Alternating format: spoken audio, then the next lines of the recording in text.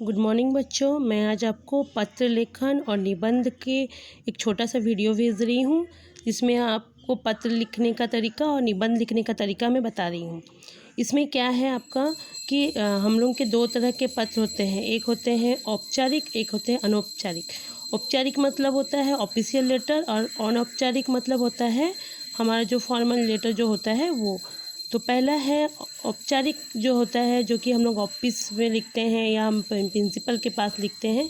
उस लेटर का लिखने का कैसे लिखा जाएगा मैं वो आपको तरीका दी। जैसे कि ये जो है हमारे ये वाला जो है प्रिंसिपल को लिखा गया है, अपने विद्यालय के प्रधानाध्यापक को पत्र लिखकर उसमें छात्रवृत्ति की प्रार्थना कीजिए और पत्र में ये भी स्पष्ट कीजिए कि आपकी छात्रवृत्ति की आवश्यकता क्यों है ना। तो यहाँ पर आपको कैसे लिखना है मैं आपको पैटर्न दिखा दे रही हूँ। जितना ही प्रिंसिपल को पत्र लिखने का तरीका जो है यही है। तो सबसे पहले दिनांक लिखना है, यहाँ लिखा हुआ नहीं इसलिए मैंने यहाँ पर लिख दिया है दिनांक। उसके बाद सेवा में प्रधानाचार्य महोदय अपने इस विद्यालय का नाम, यहाँ पर कोई अलग विद्यालय का नाम लिखा हुआ तो यहाँ पर आपको अपने विद्यालय का नाम लिखना है। उसके बाद एक लाइन छोड़ के आपको विषय लिखना है, सब्जेक्ट जो लिखना है छात्रवृत्ति के आवेदन के लिए। यहाँ पर आपका छात्रवृत्ति का आवेदन है जो कि क्वेश्चन में दिया है तो वो आपको लिखना है। उसके बाद माननीय महोदय है ना, तो यहाँ महोदय जो है आपको लिखना है। उसके बाद आपको जो रीज़न है किस लिए आपको यहाँ पे छात्रवृत्ति के लिए दिया गया है तो आपको क्या रीज़न है 3 पैराग्राफ में आपको लिखना है। सबसे पहले अपना इंट्रोडक्शन देना है, उसके बाद आपको बताना है कि आपको करना क्या है, किस लिए आपने लिखा है, और उसके बाद आप उनसे रिक्वेस्ट करना है कि आपको प्रार्थना करना है कि आप मुझे देने की आज्ञा दे। उसके बाद आपका जो है लास्ट में धन्यवाद लिखना है और आपकी आज्ञाकारी शिष्य या शिष्या जो है लिखेंगे। उसके बाद आप कौन से वर्ग में हैं, कौन सी कक्षा में पढ़ते हैं, ये सारी जानकारी आपको देनी है। ये जो हो गया आपका क्या है प्रिंसिपल के ऊपर लिखने के लिए।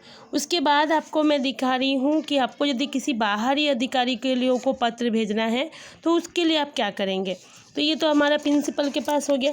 उसके बाद हम लोग किसी बाहर में किसी, जैसे कि यहाँ पर हमने दिया है आपके मोहल्ले में जल आपूर्ति नियमित रूप से नहीं हो पा रही है, जल संरक्षण के अधिकारी को शिकायत पत्र लिखिए और उन्हें अपने समस्या के विषय में बताकर इसे अनुरोध कीजिए कि वे तत्काल जल आपूर्ति नियमित कराने की व्यवस्था करें। तो इसमें आपको करना क्या है, तो सबसे पहले यहाँ पर आपको अपना एड्रेस लिखना है कि आप कहाँ से भेज रहे हो। उसके बाद आपको एक लाइन छोड़ के दिनांक लिखना है। उसके बाद आपको लिखना क्या है भेजने वाले का पता, आप किसको भेज रहे हैं। तो स्वच्छ अधिकारी को भेज रहे हैं तो वो कहाँ पर है, ये यहाँ पर दिल्ली का दिया गया है। आप अपना यहाँ एरिया का भी जो है एड्रेस देंगे, ठीक है। मतलब भेजने वाले का मतलब पहले अपना पता, फिर दिनांक, फिर एड्रेस, उसके बाद विषय एक लाइन छोड़ के कि आपको क्या है जल आपूर्ति के लिए है तो उसका विषय लिखेंगे। उसके बाद महोदय लिखकर फिर वही 3 पैराग्राफ में कि पहले आप कौन हैं, आपकी क्या समस्या है, उसके बाद आप पूरा समस्या का विवरण करेंगे।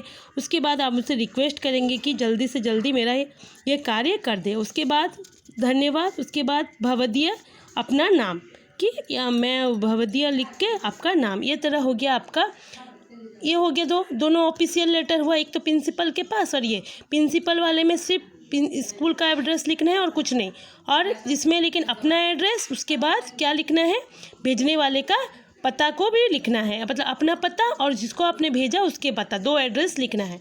उसके बाद आता है आपका अनौपचारिक जो पत्र होते हैं, जो कि आपको किसी बाहर में अपने माता पिता हो, बहन हो, दीदी हो, आप किसी को भी ये पत्र भेज सकते हैं। अपने मित्र को, यहाँ पर मैंने एक छोटा सा वीडियो में दिखाया, देखिए अपने मित्र को है, इंटरनेट की सुविधा बताने के लिए, इंटरनेट से होने वाले लाभ और हानि को बताते हुए अपने मित्र को पत्र लिखे। तो इसमें आप क्या लिखेंगे, पहले अपना पता लिखेंगे। अपना पता यहाँ परीक्षा भवन लिखा हुआ है, मतलब वो परीक्षा भवन से लिख रहा है इसलिए इसने परीक्षा भवन लिखा है, लेकिन यहाँ पर आपको लिखना है अपना एड्रेस, फिर दिनांक, उसके बाद प्रिय मित्र का नाम, स्नेह प्रेम नमस्कार लिखकर आपको इसमें लिखना क्या है, इसमें भी आपको बताना है, अपने पहले अपना इंट्रोडक्शन देना है कि आप कैसे हो और मैं आशा करता हूँ कि आप भी ठीक होगे। उसके बाद आपको रीज़न बताना है कि आपने क्यों उसको पत्र लिखा है। उसके बाद आपको उसकी जानकारी भी प्राप्त करनी है। उसके बाद आपको लास्ट में तुम्हारा प्रिय मित्र लिखकर अपना नाम लिखकर ये एड्रेस को लास्ट में धन्यवाद लिखकर इसको समाप्त करना है। इस तरह से ये हो गया अनौपचारिक पत्र, एक हो गया औपचारिक, तो हो गया ये हो गया अनौपचारिक। एग्ज़ाम में ऑप्शन होंगे, अनौपचारिक का एक होगा, औपचारिक का एक होगा, दोनों में से आपको कोई एक करना है। उसके बाद आपको मैं यहाँ पर कॉम्पोजिशन जो होता है निबंध, उसके बारे में बताऊंगी। निबंध में एक टॉपिक नहीं होगा, बहुत सारे मतलब टॉपिक के माध्यम से यहाँ पे बता रही हूँ। जैसे कि दिवाली क्यों मनाई जाती है, इससे मनाने के पीछे आप किन किन बातों को जानते हैं, इसका महत्व को भी समझाइए।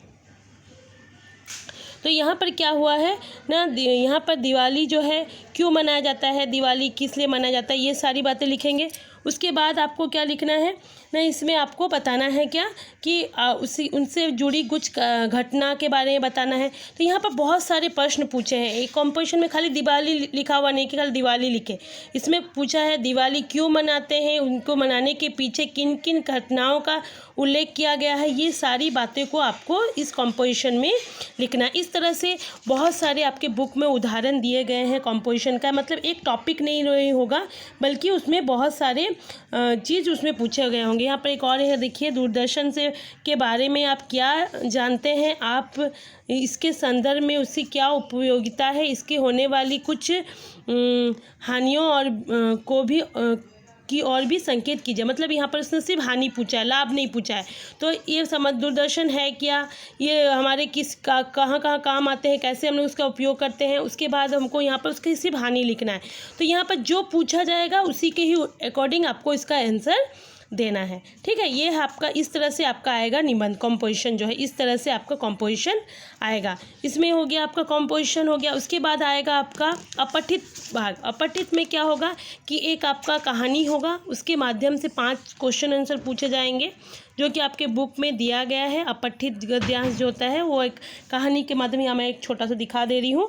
तो ये जो है आपका अपठित गद्यांश है, उसमें से कुछ 5 क्वेश्चन पूछे जाएंगे जो आपको लिखना है। उसके बाद आपके ग्रामर में जो है आएंगे, जैसे हम लोग का फर्स्ट टर्म में विलोम है, पर्यायवाची है, तो ये आपको बुक से ही याद करना है। विलोम शब्द भी आपको बुक से याद करना है और भाववाचक भी आपको बुक से याद करना है। ये इतने ही आपके ग्रामर में।